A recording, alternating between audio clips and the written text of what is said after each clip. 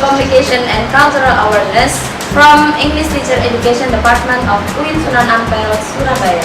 And we are in 11th group. Today we are going to interview Mr. Albard about Culture education.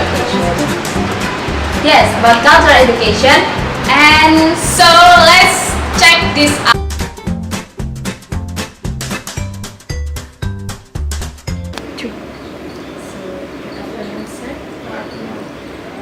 My name is Fifi Armita N. I'm from English Education Department. So would you like to introduce yourself, sir? Okay, my name is Albard, and I'm a lecturer in English Education Department. Okay, so I would like to ask you several questions about culture, education in America. So, have you ever to study abroad, sir? Yes, So, which country? Australia. Australia. Did you explain about the little bit that country? Can you explain a little bit about Australia country? Oh yes, Australia is our neighbor, and they have really open hand policy towards foreigners, and they are very, in terms of open-mindedness, they are very open-minded and welcoming to us, especially Indonesia, because we are a very close neighbor. And in terms of what else?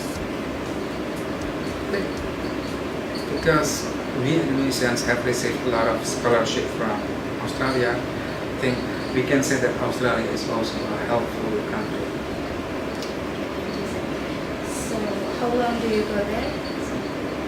You mean how long I studied there? Yes. Yeah, 2 years. 2 years. And what major that you? Educational research, evaluation, and assessment. Okay. When you study, how is the school situation in there? Is there the difference with Indonesian or not? Well, in terms of the physical appearance, I think campuses everywhere are the same.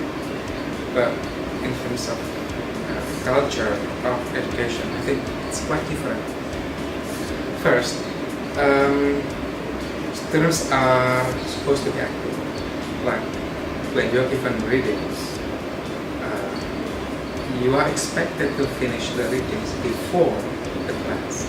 So when the lecturer speaks in front of the class, everyone is supposed to understand what she or he is explaining, rather than the lecturer filling in all the details. She at least can overview or review the whole materials. So the biggest responsibility, especially for postgraduate studies, master's degree like I did, the biggest responsibility lies in the students, not the lecturers. So the next question is, in the one class or in your class actually, are there many cultures that your friend carry? Yes.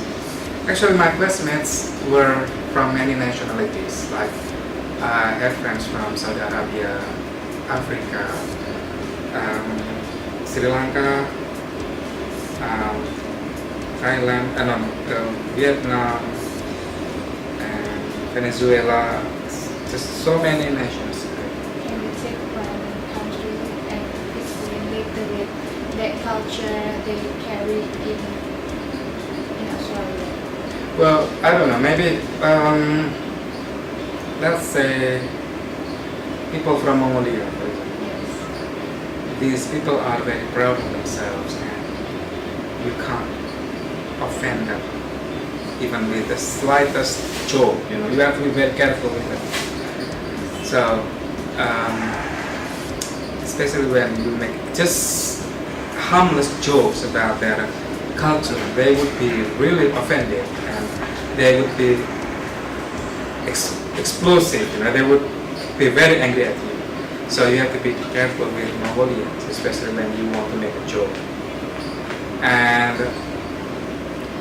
maybe other cultures are pretty the same. Like American Latinos, like Venezuelans, Peruvians, they are more similar to Americans in terms of culture.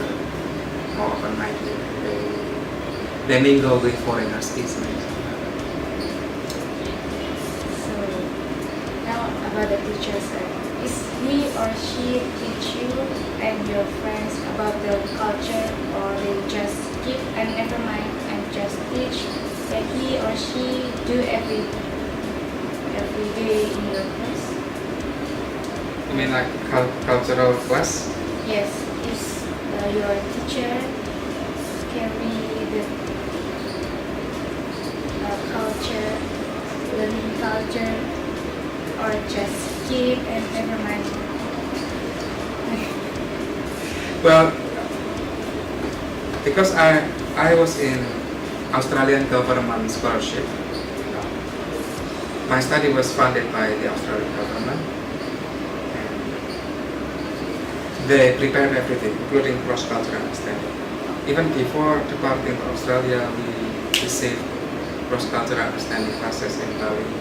And when we arrived there in Australia, we also received special training to, like, before you receive the formal education, you receive this cultural understanding classes too. But basically, there's no problem with that. They are aware of the importance of culture. So they teach us culture before they teach us the lessons.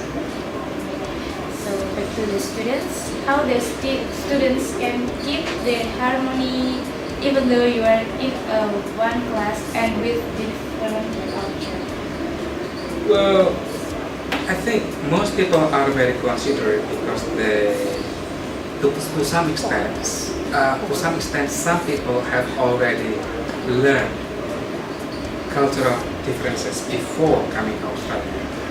I think that's a big point, a big plus point, because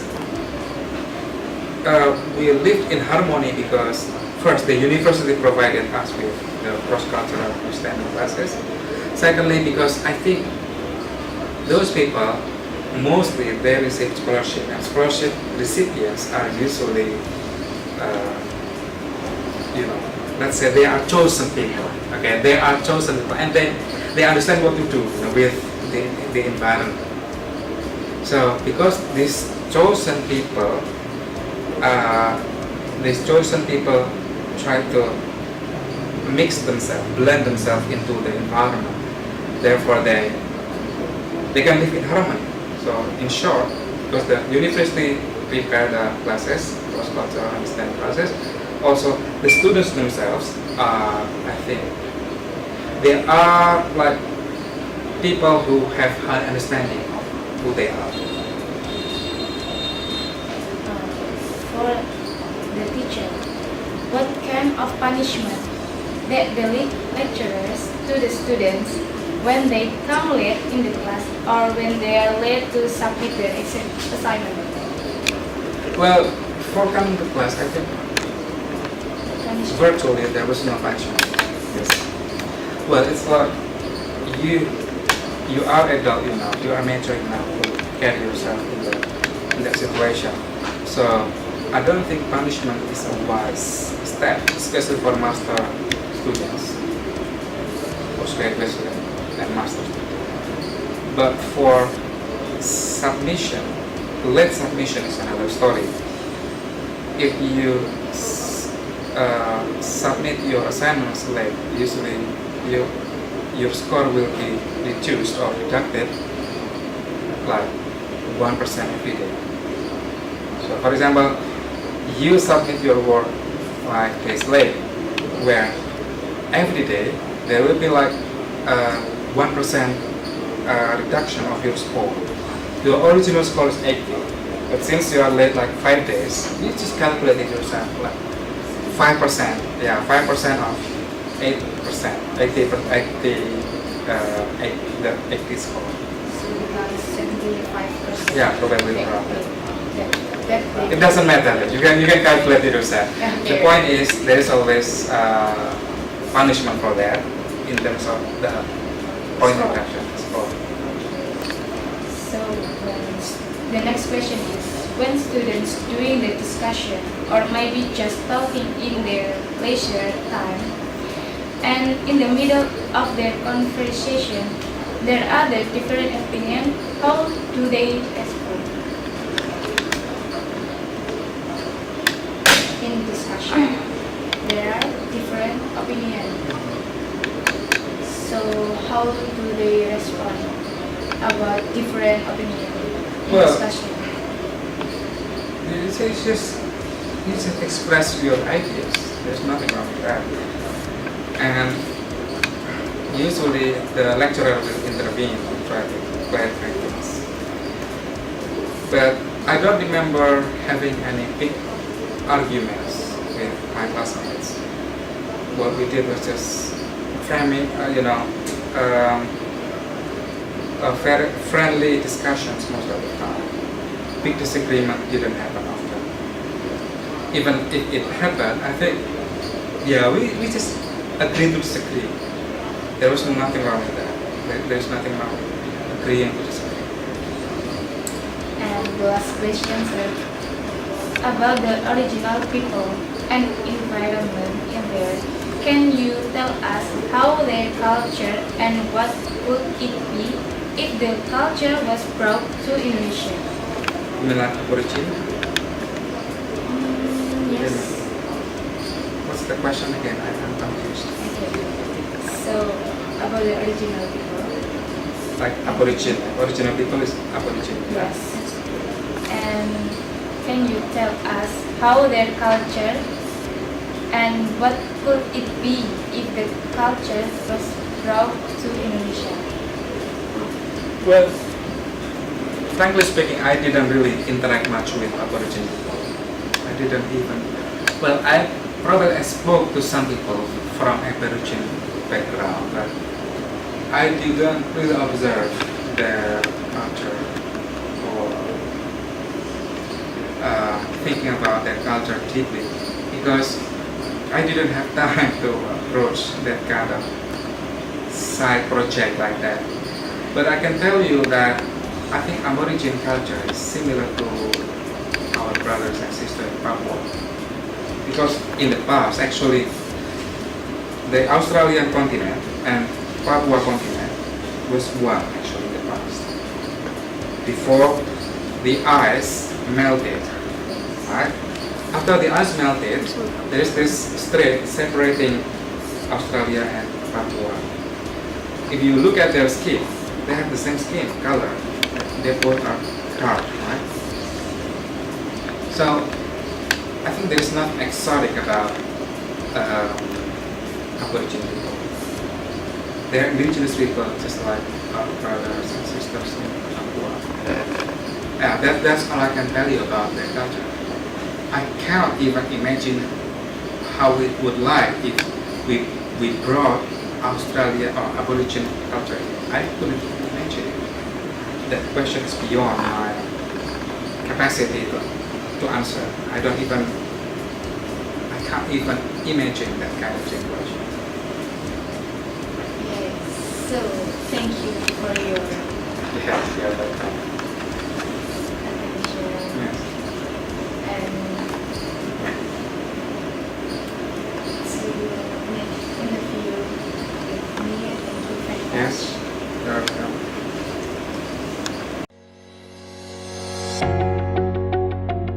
So guys, we had already interviewed Mr. Albard Han based on his experience that he ever studied in abroad, especially in Australia.